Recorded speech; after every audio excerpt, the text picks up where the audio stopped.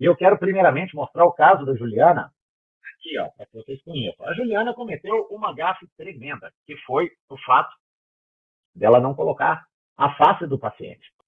O caso da Juliana, então, como eu estava dizendo anteriormente, ela cometeu uma gafe que é cortar a foto da face do paciente. Oi, E como eu sempre professor. brinco, né? Eu Oi, enviei, boa eu noite. enviei, boa noite, eu enviei a foto de novo com a face, tá lá. Eu vi, eu vi. Eu deveria, inclusive, ter copiado ela, Juliana, e acabei esquecendo. Mas tudo bem. O que é importante é que a gente discuta as possibilidades de tratamento. E por que a face é sempre importante? Porque, no fim das contas, Juliana e demais participantes, a gente trata fácil. Eu sei que é uma coisa totalmente contraintuitiva, mas é por isso que a gente faz as especializações sem saber planejar. Porque a gente fica muito preocupado com a relação oclusal e se esquece que, na verdade, a gente não trata a classe 2, a gente não trata a classe 3. Eu sei, é contra-intuitivo. Mas o que a gente trata é o perfil convexo, é o perfil côncavo. E a gente usa a correção da maloclusão para resolver alguma questão facial. Enquanto você não entender isso ou resistir a essa verdade, sempre vai errar os seus planejamentos. Então, dica número 1. Olhe sempre, primeiramente, para a face. É ela quem determina o que a gente vai fazer. Então, por exemplo, um paciente como esse, se a gente olha a foto dele lateral, não se preocupe, Juliana, eu vou pegar a radiografia para mostrar, a gente vai ver que o problema, né, o erro esquelético desse paciente está na maxila e não na mandíbula. E veja bem, eu não preciso utilizar cefalometria para isso. A gente consegue avaliar através dos aspectos faciais, ângulo nasolabial muito fechado e ponto A projetado em relação ao ponto N, isso quer dizer que a culpa é da maxila. Sobretudo, em um caso como esse, onde a linha meta-pescoço está muito bem definida. Isso quer dizer que a culpa provavelmente não vai ser da mandíbula. Mas a gente chega lá. Olha que caso interessante que a Juliana mandou. Então, é um paciente classe 2. Fui questionado no meio da semana, inclusive, pelo Walter, né? Ele estava preocupado que do lado esquerdo poderia não ser uma classe 2, ou ele chegou a me questionar o seguinte: olha, se o paciente é classe 2 dos dois lados, eu acho que está todo mundo de acordo, né? Aqui, ó, eu tenho uma relação de classe 2 grande, e veja bem, o canino não manda nada, tá? O canino somente segue a posição do molar, então, se o canino está em meia classe 2 e o molar está em classe 2 completa, é sempre o molar quem vai te definir a classe 2, nunca o canino, tá? Não use o canino como referência para planejar. Utilize o canino para finalizar o caso. O canino tem que terminar em classe 1, enquanto os molares podem terminar em classe 2, classe 3 ou classe 1 também. Muito bem. Então, do lado direito, a gente tem um paciente que tem uma classe 2 completa, e do lado esquerdo, a gente tem algo que esteja próximo a uma classe 1, mas não é uma classe 1. Então, as pessoas ficam assim, não, mas é classe 1 do lado esquerdo. Olha, pode até ser, né? Mas vamos supor que seja uma classe 2 de pequena severidade. Por que eu estou supondo isso? Porque quando a gente tem dúvida, a gente olha para os premolares. Quando eu tenho a cúspide à frente de uma relação de cúspide a meia, é porque provavelmente alguém empurrou esses premolares para frente. E que nesse caso foi o molar. Então, provavelmente, esse paciente é portador de um quarto de classe 2 do lado esquerdo e classe 2 completa do lado direito. Aí o Walter virou para mim e falou o seguinte: olha, Giovanni, nesse caso eu acho que a gente deveria extrair do expresso, porque ele é classe 2 dos dois lados. E aí me chamou a atenção, e por isso essa aula de hoje. Por quê? Porque a gente só extrai, pessoal, quando o lado da classe 2 ele é muito severo. E o que significa ser muito severo? É quando eu tenho uma relação maior do que meia classe 2, que é aquela relação de cúspide com cúspide. Quando isso acontecer, você obrigatoriamente, obviamente, se tem um problema formacular, você tem que extrair dente. Por quê? Porque não dá para distalizar mais do que meia classe 2, tá? Não, não. Esse é um trabalho do Sugawara e do Suzuki, que falam o seguinte: olha, atrás do nosso segundo molar, a gente tem no máximo 3,5 milímetros de espaço. Isso quer dizer que eu consigo distalizar no máximo 3,5 milímetros, seja com o uso de elástico intermaxilar de classe 2, seja com distalizadores intrabucais. Mas eu posso tirar o terceiro molar.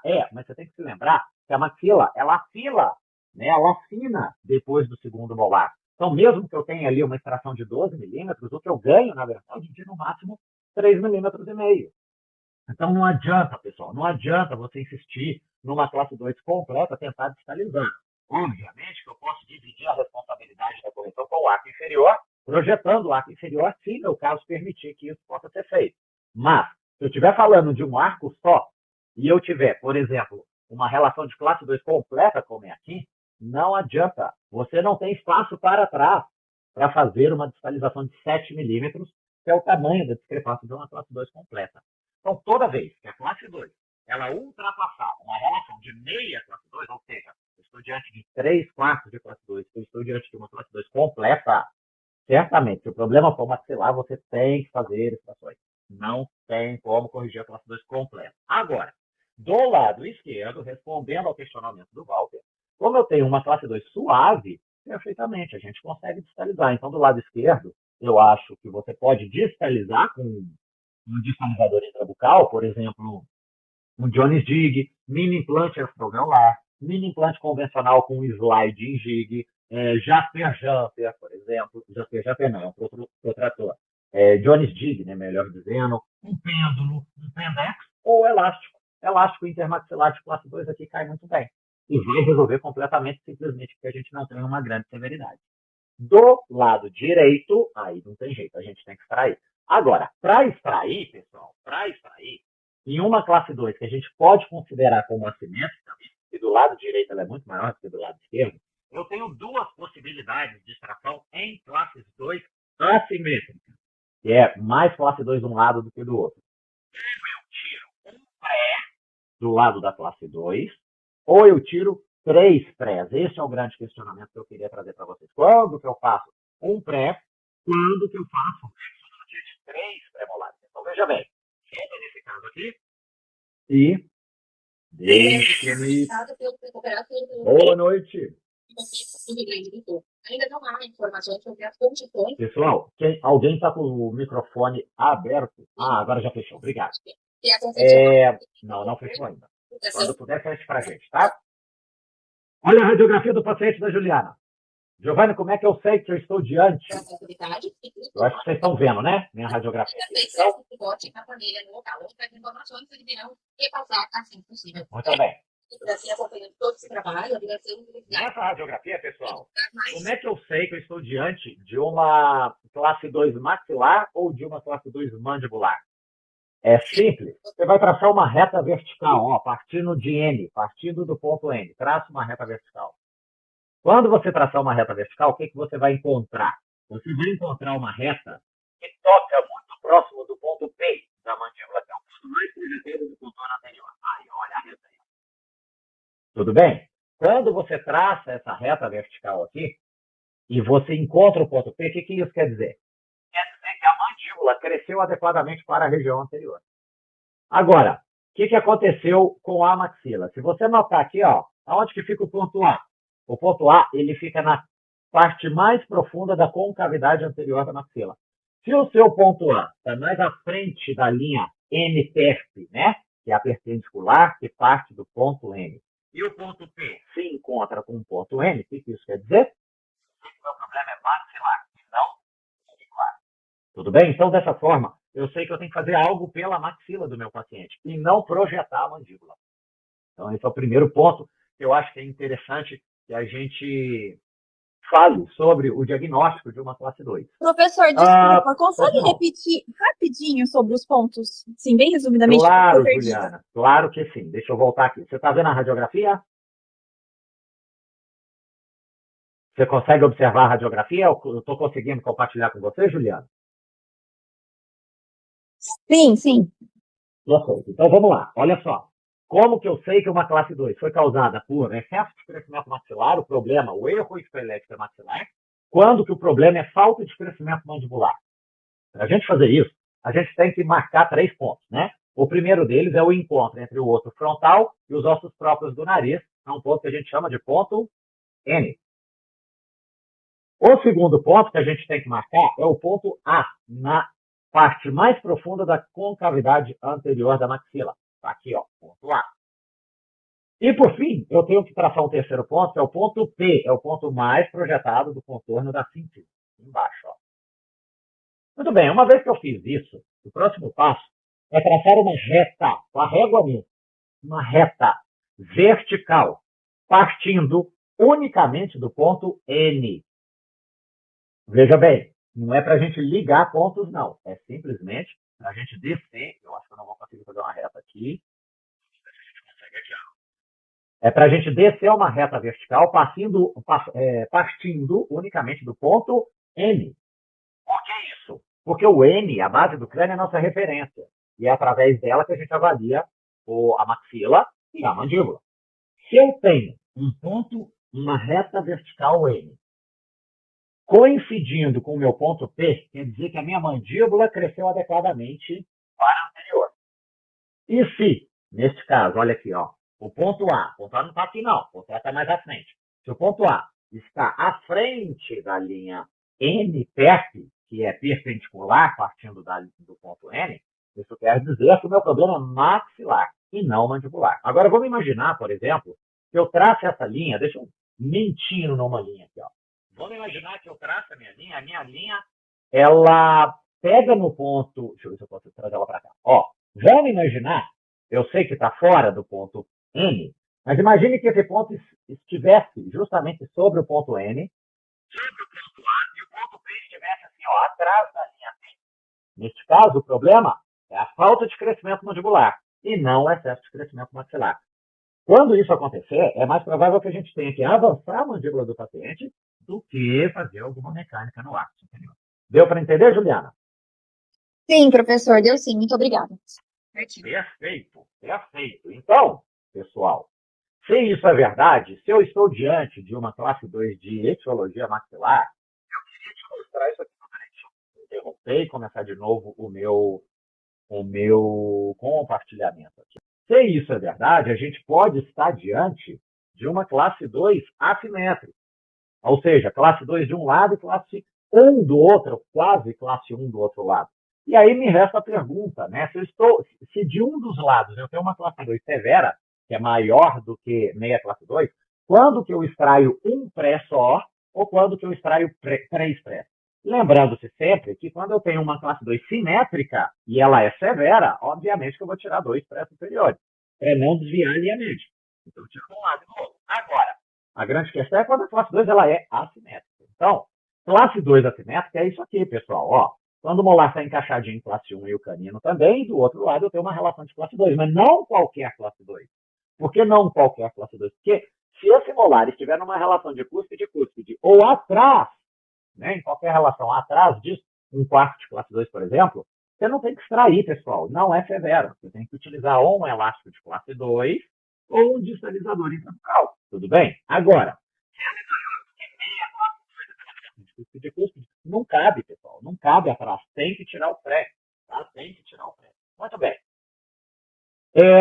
A gente sabe, através dos trabalhos do Guilherme Jansson, e eu sei que um desses trabalhos foi até a tese doutoral dele, né, que a principal causa que leva a uma classe 2 subdivisão assimétrica são causas dentalveolares e não esqueléticas, e que principalmente as causas são inferiores, tá? Então, é mais a mandíbula que não cresce do que a maxila que cresce demais. Que é contraintuitivo, porque a gente sempre acha que o problema maior é na maxila. No caso da classe 2, não. Sempre prevalece as alterações mandibulares, tá? Como os problemas em uma classe 2 assimétrica ou subdivisão, eles são maiores na mandíbula, o Jansson e a aluna dele de mestrado, a Karina, resolveram dar o nome de classe 2, subdivisão direita ou esquerda, tipo 1, para quem tem uma classe 2, subdivisão com desvio de linha média inferior. Por que o desvio da linha média inferior? Porque ela é mais prevalente. Então, o tipo 1 é para o tipo mais prevalente. Quem tem classe 2 assimétrica com desvio de linha média inferior é mais prevalente do que a classe 2 subdivisão com desvio de linha média superior. Então, ele chamou as classes 2 subdivisão tipo 1, aquelas que têm desvio inferior, e são mais acometidas pela distalização dos molares inferiores. Enquanto subdivisão, direita ou esquerda, não importa. Tipo 2 é aquela que vem acompanhada com desvio da linha média superior, né? Porque é menos prevalente, por isso tipo 2. Tudo bem? Então, consequentemente, aonde está o erro esquelético, seja na maxila ou na mandíbula, é onde a gente vai encontrar o desvio da linha média, tá? Então, se eu tenho excesso de crescimento da maxila de um lado só, o que me deu uma classe 2 assimétrica, o desvio da linha média vai estar em cima. Se eu tenho uma classe 2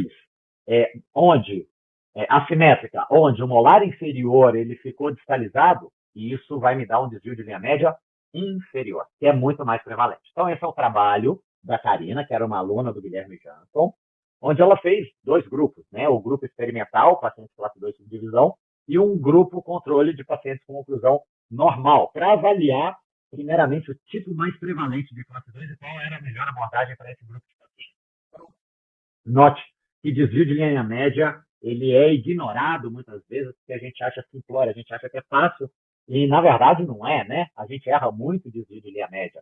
A forma mais usual, e eu acho que corriqueira, e correta, e fácil, e antiga, e que todo mundo usa, é o fio dental. E está certo, eu acho que ele funciona bem, desde que a gente treine bastante a nossa visão para fazer isso. Então, por exemplo, essa paciente aqui, ela tem, eu estou te dizendo, ela tem uma classe 2 assimétrica, só de um lado, do outro não é, do outro é classe 1. Quando eu noto isso vem acompanhado com uma simetria de linha média superior com a linha média sagital, isso quer dizer que só pode ser a linha média inferior a desviada, não a superior. Assim, como eu disse anteriormente para vocês, ele dá um nome para isso, tá? E que hoje é mundialmente aceito. Classe 2, assimétrica, tipo 1 ou tipo 2, de acordo com o desvio da linha média. Agora, Juliana, cabe ressaltar algo que o André falou para você. Que o apinhamento, ele mascara onde está o desvio, tá? E, por exemplo, eu posso ter mais apinhamento do lado esquerdo do que do lado direito. Isso vai fazer minha linha média desviar também. E, às vezes, vai para o lado oposto daquela classe 2. Então, se eu estava esperando minha linha média desviar para o lado esquerdo, às vezes, pela quantidade de apinhamento do lado direito, ela desvia para o lado direito. E aí, o que eu sigo na hora de fazer o planejamento? Nesses casos, o ideal é alinhar e nivelar primeiro o arco, antes de tomar uma decisão irreversível como uma extração. Alinha e nivela.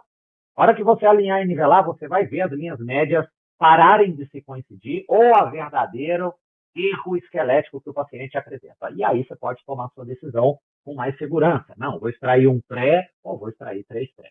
Tá bom?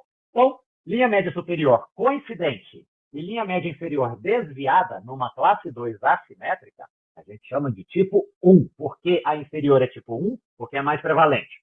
Linha média inferior coincidente com a linha média sagital e a linha média superior desviada numa classe 2 assimétrica é tipo 2, simplesmente porque ela é menos prevalente. Tá? Tipo 1, posicionamento distalizado do molar inferior, a culpa é do arco inferior. Tipo 2, a culpa é do arco superior. Olha como é difícil e como que a gente tem que tomar cuidado. Todos esses pacientes, todos, sem exceção, tem classe 2 assimétrica. Pode confiar em mim.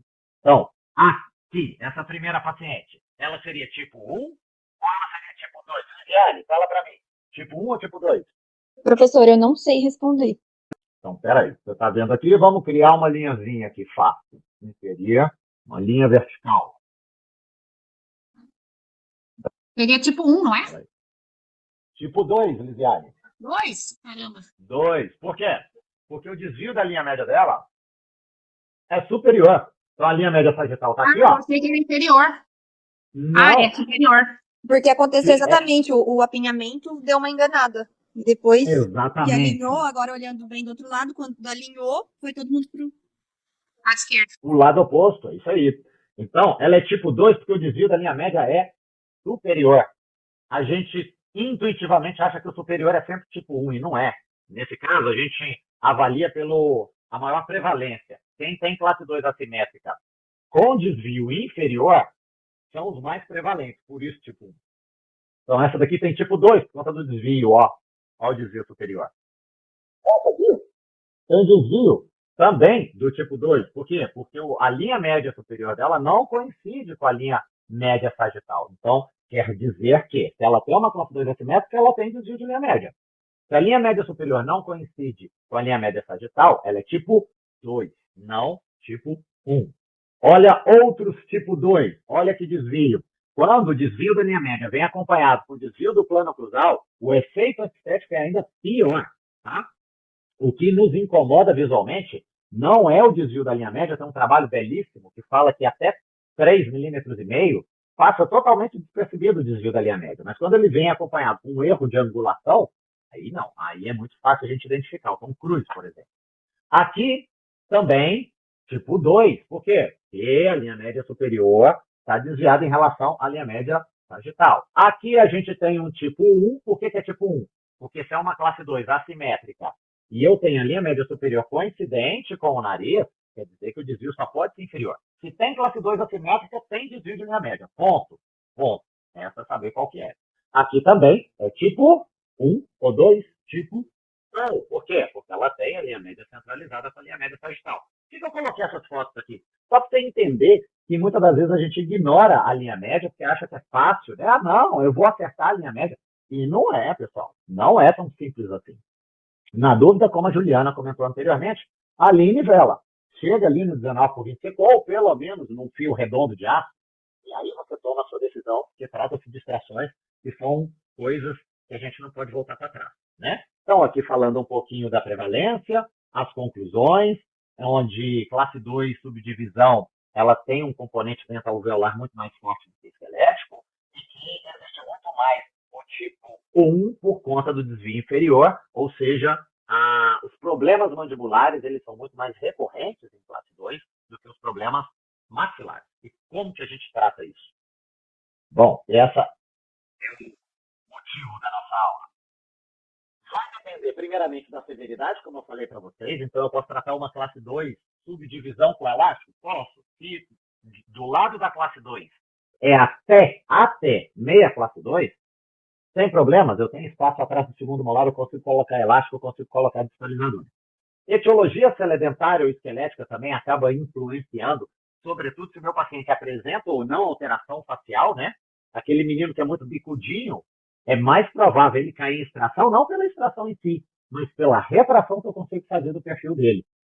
Idade, não, eu tenho um paciente que ele tem uma classe 2 muito severa, mas ele tem 8 anos de idade. A gente não vai pensar em extração num paciente como esse, a gente vai pensar em ortopedia. Mas a culpa é do arco superior, então você vai usar um A e B. Não, meu paciente tem 8 anos, tem classe 2, mas a culpa é da mandíbula. Então eu vou pensar num bionato, certo? Então, para cada tipo de etiologia, a gente faz uma coisa diferente. Agora, a idade, ela determina se eu vou utilizar um aparelho ortopédico ou um ortodôntico. A gente extrai dente permanente só em quem já cessou o crescimento, tá bom? E colaboração do paciente também. Tudo da classe 2 que é removível, a gente tende a utilizar para aquele paciente que é muito colaborador. Os pacientes que não são colaboradores, fixos vão funcionar muito melhor. Então, gente, a gente tem aparelho extrabucal assimétrico para tratar a classe 2 assimétrica em criança, dispositivos ortopédicos funcionais para tratar classe 2 de origem mandibular em criança, elástico de classe 2 e dispositivos intrabucais. Então, aqui está um exemplo clássico da correção de uma classe 2 assimétrica. A classe 2 só está desse lado aqui, ó, só do lado esquerdo, tá? Então, foi utilizado um elástico. E por que a decisão do elástico? Porque a classe 2 ela é suave. Não é uma grande classe 2, tá? Mas e esse elástico aqui? Francamente, eu nem gosto, tá? Esse elástico chama elástico swing, ou elástico cruzado anterior. Por que eu não gosto dele? Porque a região anterior ela é muito instável no sentido vertical, porque os dentes são muito pequenos. Quando a gente usa esse elástico aqui, ó, para ajudar na correção da linha média, a tendência é que o plano oclusal incline. Então, se você olhar para essa foto, mas com muito carinho, você consegue ver que esse canino aqui, ó, já está mais baixo do que esse. Você começa a notar um desvio de linha média, um desvio do plano oclusal, ainda mais que o fio é muito fino, né? Um fio redondo. Então, tome cuidado com isso, tome cuidado com esse tipo de elástico. Não é necessário, a gente só usa quando o paciente ele tem classe 1 dos dois lados e tem discrepância de volta. Então, eu faço slice, e aí eu quero corrigir a linha média sem alterar a relação dos caninos, que já estão em classe 1, eu uso esse elástico cruzado anterior. Mas tem que ser fio pesado, tá? Tem que ser 19 por 25, dá para usar num 0,18. E aqui, te dando alguns exemplos de dispositivos intrabucais que fazem essa distalização, bem como elástico, em classe 2, de pequena severidade. A gente tem o Jones Dig, esse aqui chama-se magnetos de Gianelli, a gente já não usa mais, porque cai magnésio, né, que deteriora da boca do paciente. Ele pode se contaminar com magnésio de ímãs, né? Esse aqui são 2 ímãs de repulsão. A gente, aqui, ó o efeito dele, ó. Criar um vetor de distalização dos molares. E esse aqui é o efeito do Jones Dig, né? São exemplos de distalizadores intrabucais que têm o mesmo efeito que elástico de classe 2. Serve para pequena classe 2, até meia classe 2. Agora, quando a simetria, quando a relação de classe 2 de um dos lados é muito grande, maior que meia classe 2, não tem jeito. A gente tem que fazer extrações. Então, veja o caso dessa garota. Eu sei que ela vai cair em extrações não somente pela severidade da classe 2, mas também pela alteração facial. Olha o tanto que ela é protrusa. Olha o ângulo nasolabial fechado. Tá? Então, eu não estou fazendo a extração, eu não estou corrigindo a alteração da face da extração. Eu estou corrigindo com a retração subsequente da extração. E aqui, eu te pergunto novamente, a gente está diante de um tipo classe 2 subdivisão. Tipo 1 ou tipo 2? Olha como te engana. Basta o paciente ter um pouquinho de desvio do nariz e ferrou, não é? Lisiane, classe tipo 1 ou tipo 2? Meu Deus. Parece que tá tão alinhadinha a superior. Tem que extrair um pré ou 3 prés, hein? Se errar, ferrou.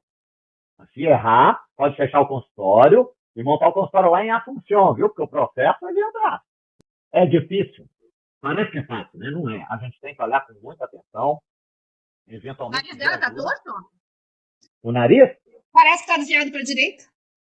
Na verdade, Olivia, eu conheço esse caso, né? E, na verdade, não é o nariz. Na verdade, a foto dela, ela tá com a cabeça um pouquinho inclinada para um dos lados. Então, ela tem a linha média centralizada, a linha média superior centralizada. Mas dá uma sensação de desvio por conta da foto, né? Então, não é fácil. Aqui, eu coloquei uma linha média, mas minha linha média está errada, né? A minha linha média está desviada. A linha média tinha que estar mais centrada na face dela. Aí sim, aí ela vai coincidir com a linha média sagital. A linha média superior com a linha média sagital correta. E a linha média inferior desviada, né? Desviada. Ela está aqui, olha, a linha média inferior. Certo? Então, é nesse tipo de situação que eu tenho classe 2, olha só, classe 2 de um lado, classe 1 do outro, alta severidade de classe 2 com desvio de linha média, é que eu tenho que decidir quais são as extrações que eu vou fazer, se é uma ou se serão 3. Muito bem. Então, vamos lá. Toda vez que você tiver uma classe 2, subdivisão do tipo 1, desvio de linha média inferior, classe 2, subdivisão, tipo 1, eu tenho que tirar 3 pré-molares. Tá? Então, ou seja, você vai tirar muito mais 3 prés do que um pré, por conta da prevalência do arco inferior. E por que eu tenho que tirar 3 pré e não me serve um pré? Então, deixa eu ver se eu tenho um casinho aqui mais à frente. Não, vou mostrar nessa menina para você entender.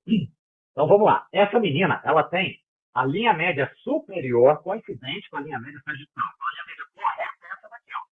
Essa está errada. Essa está desviada. Eu tenho que acertar a linha média e eu tenho que corrigir a relação de classe 2. Muito bem. Eu sempre, nesses casos, tenho que fazer 2 extrações superiores para corrigir a classe 2 e uma extração inferior para corrigir o desvio da linha média inferior. Então, veja bem. Molares podem terminar em classe 2. Caninos, não. Caninos têm que terminar em classe 1, tá? Por conta da função dinâmica do canino de desoclusão. O molar não desoclui, então ele não é problemático. O problemático é sempre o canino. Então, isso quer dizer que do meu lado esquerdo, eu não sei o que você vai fazer. Mas você tem que colocar esse canino aqui em classe 1. Molar, tudo bem terminar em 2. O canino tem que terminar em 1. Se ele tem que terminar em 1, eu tenho que tirar esse pré aqui, ó. Porque a classe 2 é severa. Então, eu vou tirar esse pré e vou colocar esse canino em classe 1. Quando isso acontecer, o meu arco na região anterior, ele vai desviar. Se eu tirei um dente superior, a tendência é que a linha média superior desvie na direção da extração. Quando isso acontecer, eu vou conseguir colocar o meu canino em classe 1, mas eu vou, entre aspas, errar a minha linha média superior.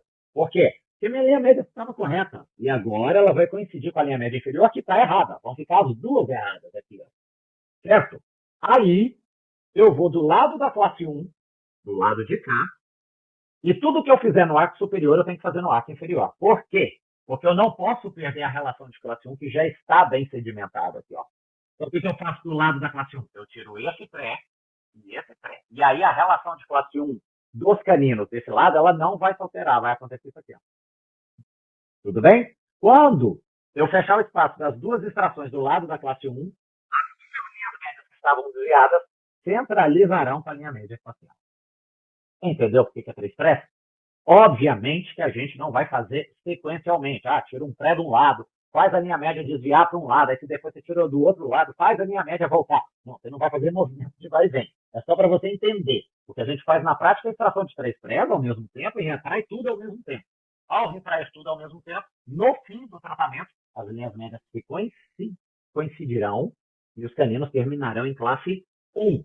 E o molar do lado da classe 2 terminará em classe 2.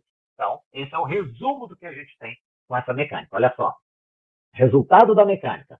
Do lado da classe 1, que no caso dessa paciente era o lado direito, molares e caninos vão terminar em classe 1. Do lado da classe 2, molar em classe 2, o canino vai terminar em classe 1. Certo? Com as duas linhas médias coincidentes. É isso que acontece e é por isso que a gente precisa entender da onde que está o desvio para que eu possa fazer o programa de distrações corretas. Agora, se eu estiver diante de uma classe 2 com as mesmas características assimétricas, é de um lado só, por exemplo, o caso dessa garota, eu não estou vendo a linha média dela, mas pode acreditar que o desvio da linha média dela é superior, tá? Eu não tenho a foto do sorriso dela, ela não curtia muito sorrir por motivos óbvios, né? Vocês estão vendo a maloclusão dela. Linha média superior está desviada e a linha média inferior está coincidente, eu estou diante de uma classe 2, assimétrica, tipo 2. Se a desvio for superior, é tipo 2, porque é menos prevalente. A gente acha que seria o mais prevalente, não é. Tá? O problema maior é sempre na mandíbula, a gente sempre vai tirar mais 3 prés do que um pré. Então, agora, a linha média correta é inferior, ó, ela que está centralizada com a linha média sagital. Muito bem. Como que eu resolvo essa classe 2? Primeiro, eu tenho que definir qual é a severidade da classe 2. Do lado esquerdo, eu tenho uma classe 1 cravada, cúspide com força central do molar inferior, canino em classe 1, tudo lindo. Do lado direito, eu tenho uma classe 2 severa, ou seja, classe 2 completa. Não tem jeito, tem que tirar dente.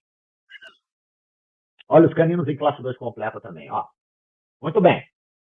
Faço extração de quantos pré? Neste caso, quando o desvio superior é mais fácil de resolver. A gente vai tirar um único pré do lado da classe 2. Ponto. Meu pré está aqui, ó. Eu preciso colocar esse canino em classe 1. Porém, coincidentemente, quando eu colocar esse canino em classe 1, o que vai acontecer com a minha linha média superior? Ela vai desviar para o lado direito e vai centralizar com a linha média inferior, que está correta. E quando isso acontecer, eu acerto as duas linhas médias e mantenho o canino que estava em classe 2 completo em classe 1. Então, desvio de linha média superior, extração de um pré, mais fácil de resolver. Desvio de linha média inferior, extração de 3 pré-molares, sem choro nem vela. Ah, Giovanni, mas o culpado não é a maxila, como a gente estava conversando com a Juliana anteriormente. O culpado é a mandíbula. Então você não vai extrair ninguém. Você vai avançar a mandíbula. Tá? Então tá aqui, ó. Olha o resultado da mecânica nesse segundo exemplo. Do lado da classe 1, molar e o canino vão terminar em classe 1, obviamente. E do lado da classe 2, o molar vai terminar em classe 2 e o canino em classe 1, com as duas linhas médias coincidentes. Não caia na ideia do Dr. Marco Jansson, que eu gosto muito, é um amigo pessoal, mas para ele não existe linha média inferior. Existe sim. Por quê? Porque existe um motivo funcional pelo qual a linha média inferior ela tem que estar centralizada com a superior. Tá bom? Muito bem, pessoal. Casos clínicos rapidinhos aqui, só para dispensar vocês, porque eu já ultrapassei meu tempo. Linha média superior coincidente. Linha média inferior desviada, agora eu sei que é uma classe 2 com divisão do tipo 1. Ai, não me lembro o nome dela. Acho que é a Júlia, se eu não me engano. Olha a Júlia, classe 2 assimétrica com a linha média superior centralizada. Tá vendo? Se a linha média superior está centralizada, obrigatoriamente, quem está errado é a linha média inferior. Olha só. É a inferior. Cadê a linha média inferior? Está aqui, ó. Está aqui, ó. Muito bem. Então, se a linha média inferior está desviada, o que eu vou fazer? Não tenha dúvida. A gente vai tirar 3 prés. Do lado da classe 1, eu tiro 2 prés. Do lado da classe 2, eu tiro um pré. Por quê? Eu tenho que fazer 2 extrações superiores para corrigir a classe 2 e uma extração inferior para corrigir o desvio da linha média. Então, tá aí, feitas as extrações. E nessa época, isso aqui é 2005, né? A gente ainda não tinha mini implante no Brasil como a gente tem hoje, né? Então, a gente usava uma ancoragem que é um A e B para impedir a mesialização dos dentes superiores. E, gente, isso aqui é Bauru, né, gente? Eu fiz Bauru era isso. Você tinha que fazer a retração muito baixa. Eu não gosto muito dessa linha de ação de força muito baixa, tá? O pessoal insistia nisso lá, mas já é uma outra questão biomecânica, né? Eu gosto mais de mini implante, eu gosto de gancho alto, porque a gente tem a possibilidade de chegar mais próximo do centro de resistência dos dentes. Os movimentos, eles acontecem mais de corpo. Então, Iniciando a retração da paciente, ancoragem superior com A e B, poderia ser mini implante hoje, seria muito melhor se fosse mini implante, e seguindo com a retração. Note que à medida que a gente vai fechando o espaço, as linhas médias começam a se centralizar. Não se preocupe, você pode fazer a retração dos três hemiáticos ao mesmo tempo, não tem problema, né? Então tá aí, ó. Estamos tracionando, aqui perdi um pouquinho do controle da mecânica, não era para abrir diastema, mas tudo bem, a gente vai recuperar isso aí.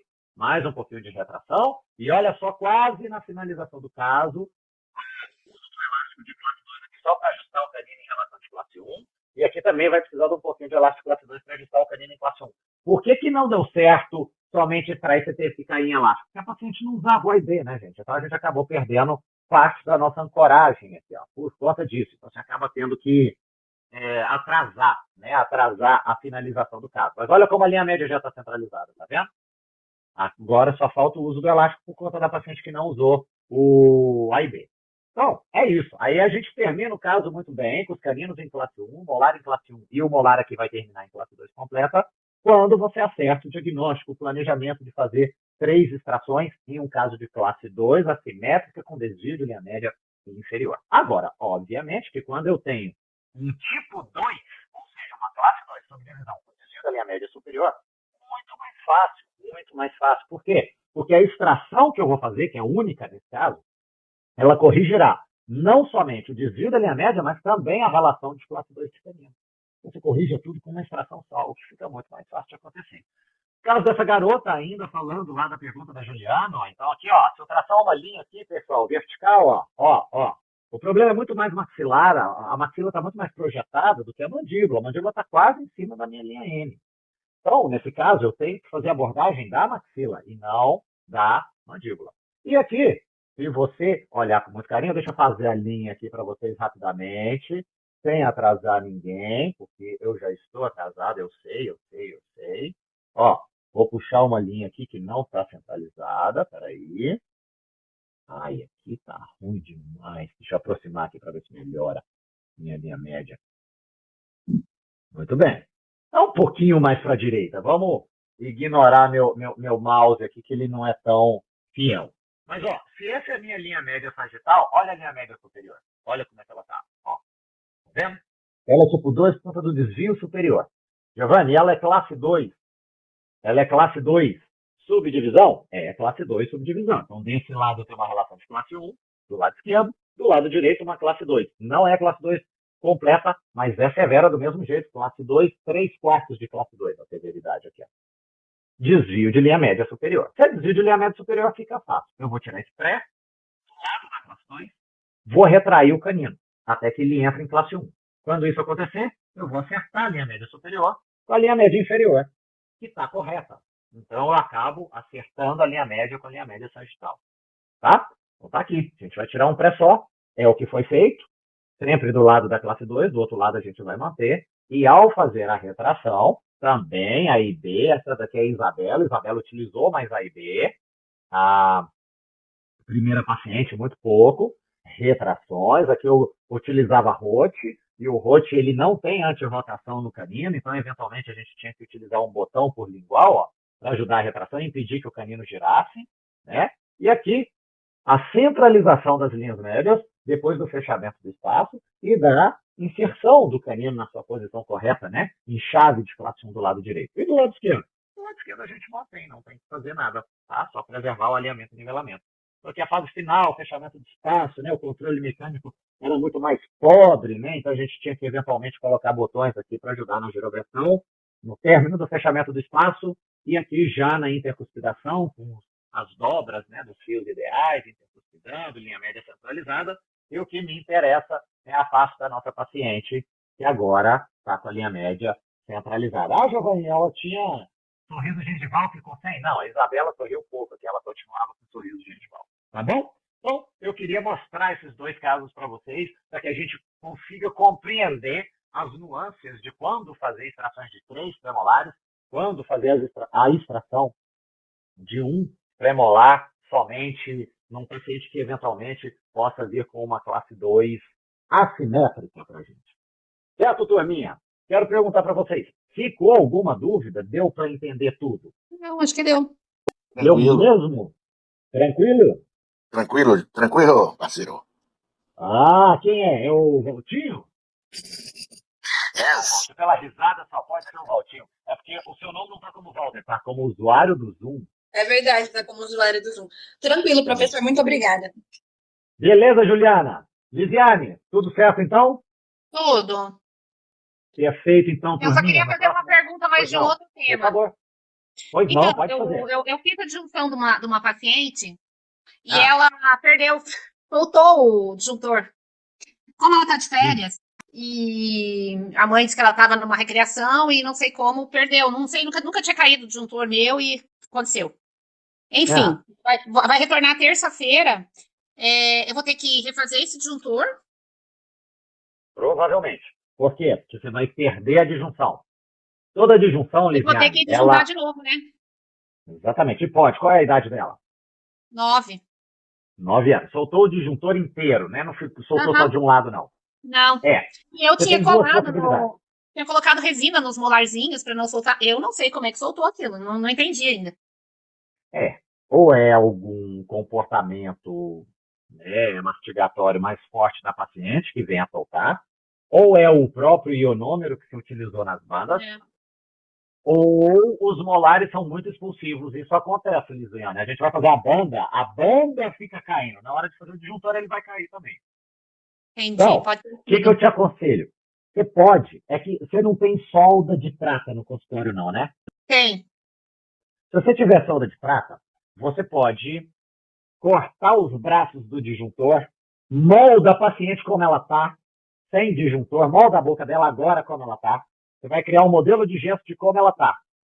Depois que você cortou os braços do disjuntor, você vai colocar as bandas do disjuntor no modelo de gesto dela, de como ela está. E aí você vai soldar com solda de prata os braços nas bandas no modelo de gesso. Solda de prata, não é solda da máquina, não é solda elétrica, não, de prata.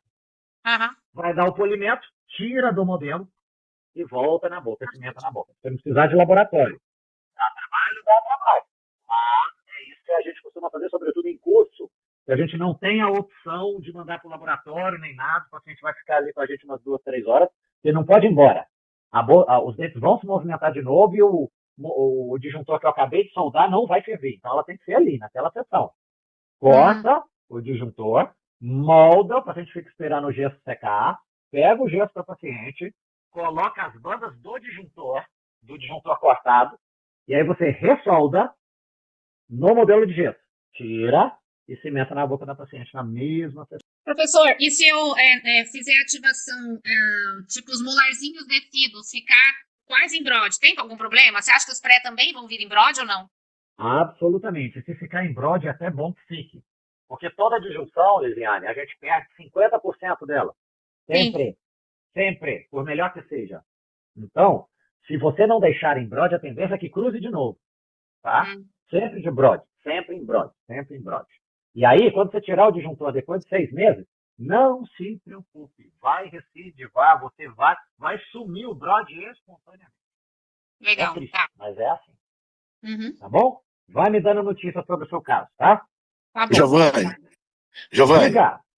você lembra de uma barra, um batente que nós fizemos no consultório para paciente? Nós ficamos umas 5 horas para fazer esse batente. Lembro? Lembra? Foi fácil não, né? Foi fácil não. Mas saiu, mas ficou bom.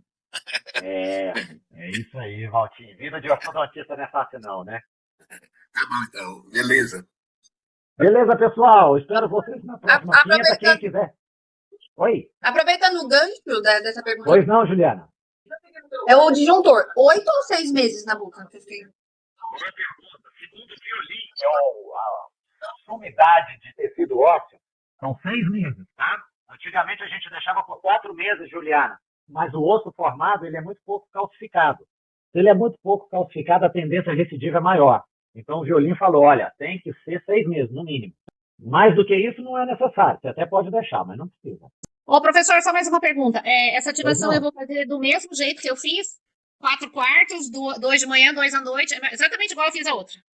Exatamente igual. A hora que abrir o dia cemitério incisivo, você passa para um quarto de manhã, um quarto à noite. Até entrar em brode. Entrar em brode de um dos lados, tá? Não precisa entrar dos dois, não. Tá. Isso vai levar por volta de 10 dias, de 7 a 10 dias. Certo, turminha? Mais alguma dúvida?